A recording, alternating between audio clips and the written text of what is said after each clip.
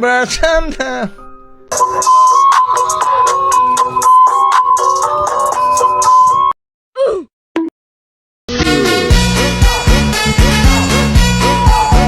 Assalamualaikum warahmatullahi wabarakatuh. Di sini saya dan teman saya sedang berada di kediaman Bapak Sepuh di desa kami. Bagaimana asal-usul desa Klaten Bundok-Doro? Asal-usul desa Klaten Bundok-Doro ini pengetahuan dari sejarah pendengaran saya, ya. Ini demikian anak-anak. Dulu kala dusun di sini ini sebelumnya masih merupakan hutan belukar, ya.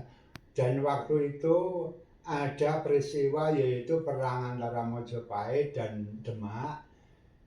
Pengikut-pengikut daripada agama Hindu ini tidak mau diislamkan.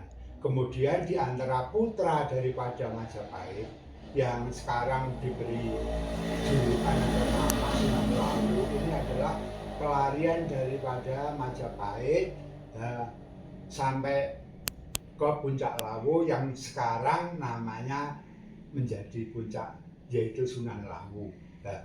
Karena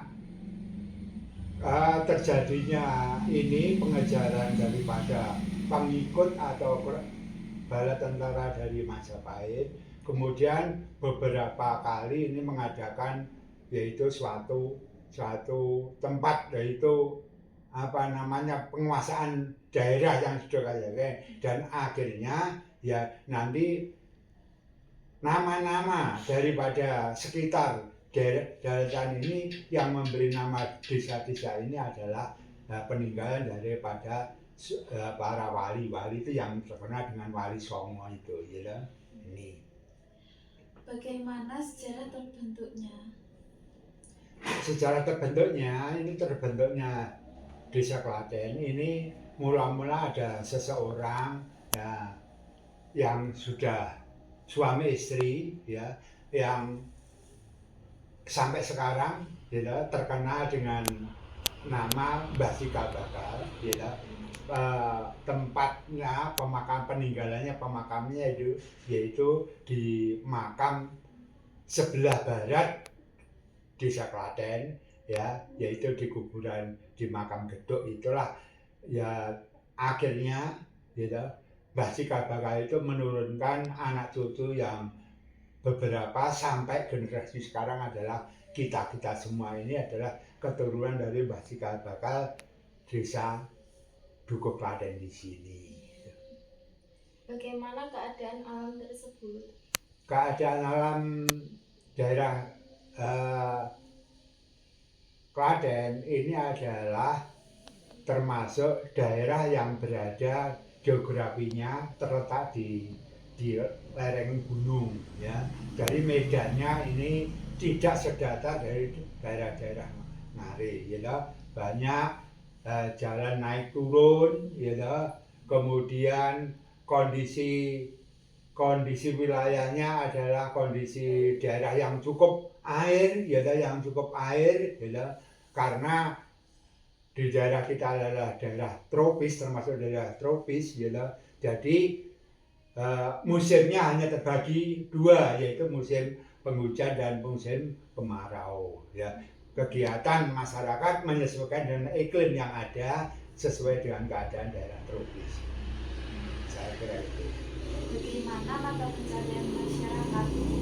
Mata pencarian masyarakat di sini sebagian besar, kurang lebih 70% ini adalah para petani, penggarap sawah, ya, pengelola sawah, ya. Hasil untuk mata pencarian kehidupannya ya hasil dari pengelolaan sawah itu yang umumnya karena daerah ini adalah daerah pegunungan, ya. Namun meskipun pegunungan pengairan cukup. Di sini kegiatan tanaman pertanian adalah tanaman sayur yang sebagian besar, ya. Di antaranya adalah ya sayur-sayuran, ya, brambang, kentang, kubis, wortel, ya, tomat, ya. Kemudian sekali waktu satu tahun sekali ini mesti tanam padi untuk menetralkan ya keadaan tanah supaya pulih kembali, yaitu mineral-mineralnya seimbang demikian. Kemudian yang lain kurang lebih yang 10% ini kurang lebih ya ada menjadi pengusaha, pedagang, ya pedagang sayur, ya pedagang asongan, kaki lima diantaranya itu, gitu, kegiatan daripada masyarakat ini, dan yang lain menjadi tenaga serabutan, ya, menjadi buruh tani, ya, kemudian ada yang kerja menjadi buruh bangunan, ada yang menjadi tukang dan sebagainya. Itu adalah mata pencaharian masyarakat ada di sini. Bagaimana adat istiadat desa Klaten? Adat istiadat desa Klaten ini karena ya sekarang ini keadaannya adat istiadat Dukuh Klaten ini sudah ada pergeseran, ya, sangat agamis, maka dari itu sebagian kegiatan besar itu adalah kegiatan-kegiatan yang berkaitan dengan agama Islam, misalkan kegiatan sholat Idul Fitri berjamaah, kemudian ya, puasa bersama-sama, ya, setiap malam diadakan pengajian atau hari puasa dan sebagainya, dan termasuk ini kaitannya dengan pola-pola, gitu, kegiatan-kegiatan kemasyarakatan yang dulu, budaya yang dulu ini sedikit banyak ya masih kuat, masih ada, namun yang terkuat adalah dengan kaidah Islami, ya, ini. Ada apakah di desa tersebut?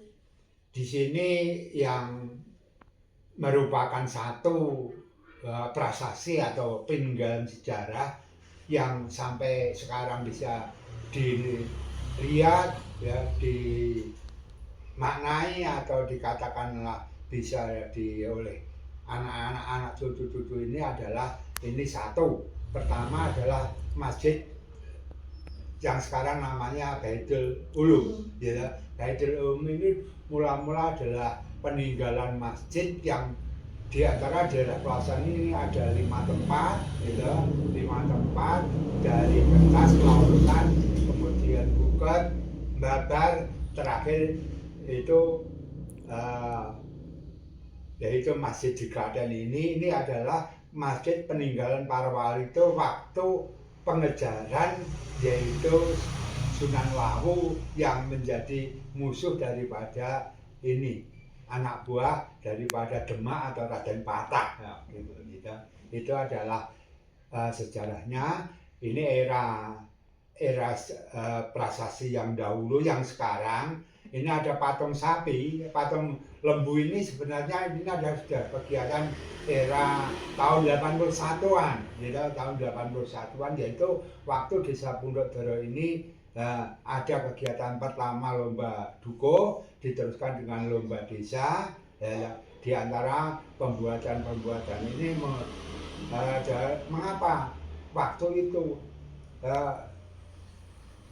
karena Konge ini termasuk ya sedikit banget terlibat dalam kegiatan itu. Ini karena waktu itu kegiatan yang paling istilahnya menopang kehidupan masyarakat daripada Dukun Klaten ini adalah ini waktu ngopeni lembu. Waktu itu belum ada lembu yang Brahman seperti sekarang, masih lembu lokal, gitu. Nah, untuk menopang kehidupan, yaitu sumber ya penghasilannya yang pertama digunakan untuk ya mengerjakan sawah, membajak sawah, kemudian hasilnya ya untuk menghidupi keluarga, mungkin bisa buat rumah dan sebagainya, adalah hasil daripada peternakan lembu itu, ya. Maka dari itu di sana untuk mengingat selanjutnya dibuatnya patung lembu itu untuk mengingat daripada mata pencaharian masyarakat Klaten era tahun 81 itu demikian. Apa sejarah peninggalan di desa Klaten? sejarah peninggalan dari Desa Klaten ini diantaranya yaitu seperti yang saya ceritakan itu. Yang utama ya yang jelas Desa Klaten ini adalah desa yang katakanlah masyarakatnya utuh, ya, tidak terpecah belah. Ya, ini sesuai dengan ajaran agama, ya, ajaran agama harus taat pada pemerintahan yang sah, yang jelas gitu. Yang kedua, segala kegiatan ini adalah dikomandoi oleh mulai dari bawah Pak RT, kemudian Kasен, pemerintahan desa. Ya, kegiatan di situ, adapun sebelumnya melaksanakan kegiatan apapun yang dikerjakan ini mula-mula adalah dimusyawarahkan dahulu ya di antara masyarakat dan para RT di lingkungan masing-masing. Cukup. Cukup, dan sekian. Cukup. Sekian pertanyaan dari kami. Assalamualaikum warahmatullahi wabarakatuh. Sebelum saya jawab salam ya, karena Kunge kemampuannya sebatas demikian, ingatannya ya, apabila dalam kegiatan ini ada kurang lebihnya untuk anak cucu kita ya, saya hanya minta maaf yang sebesar-besarnya karena kemampuan orang tua sudah sangat menurun dan terbatas sekali. Cukup sekian, wassalamualaikum warahmatullahi wabarakatuh.